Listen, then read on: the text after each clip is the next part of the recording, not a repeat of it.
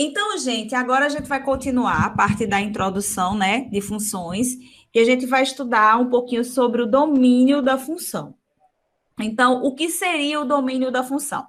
Como a gente já viu, só que viu mais naquela parte de diagrama, o domínio da função ele sempre vai ser o conjunto A, mas quando a gente pensa no plano cartesiano, vai ser o eixo X.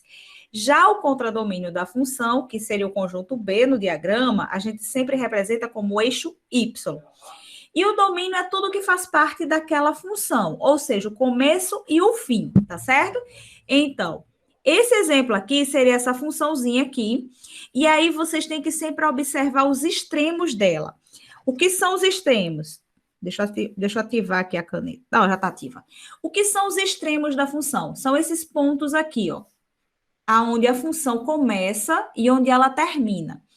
E aí vocês vão observar, se essa ponta da função tiver uma bolinha fechada ou aberta, tiver alguma bolinha sinalizando que ela para aí, esse domínio ele vai ser um domínio finito, ou seja, um conjunto limitado.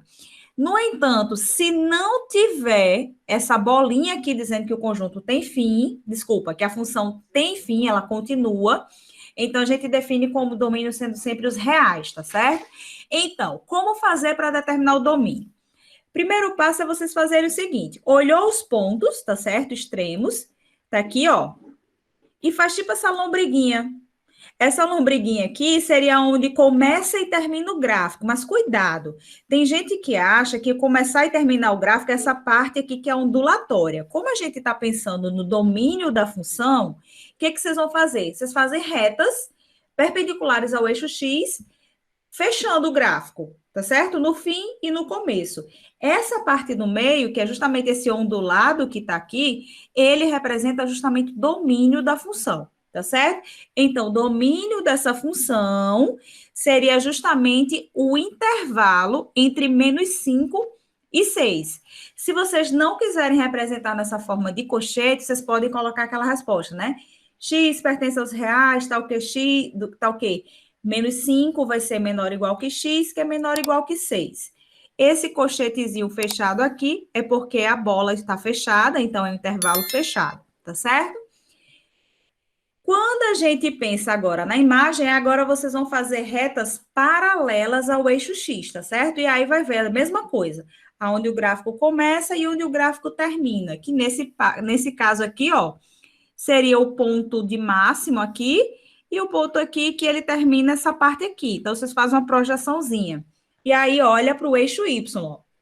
Esse onduladozinho aqui é justamente a imagem da função, ou seja, de -3 a 4, tá certo? E aí, seria essa representação que está aqui, tá certo? Então, -3 fechado, colchete para dentro, até 4.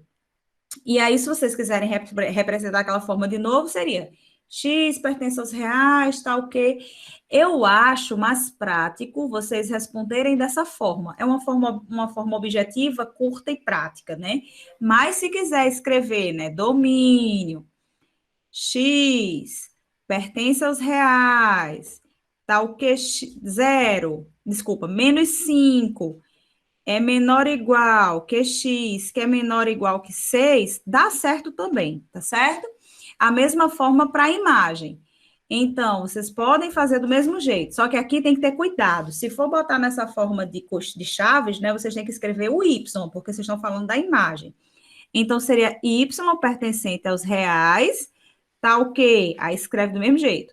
-3 menor ou igual que Y, porque eu estou falando da imagem, que é menor ou igual que 4, tá certo? Mais um exemplo.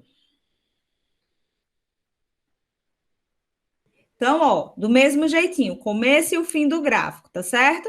E aí, esse seria o domínio, que é a outra representação que eu falei para vocês, né? Então, pode escrever X pertence aos reais, tal que -6 menor ou igual que X, menor ou igual que 6. Ou, simplesmente, D igual, colchete para dentro, -6,6 e assim.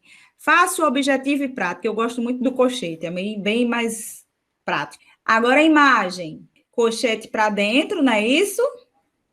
Sim. E aí, olha. Tem gente que às vezes começa a achar que o gráfico termina aqui, ó.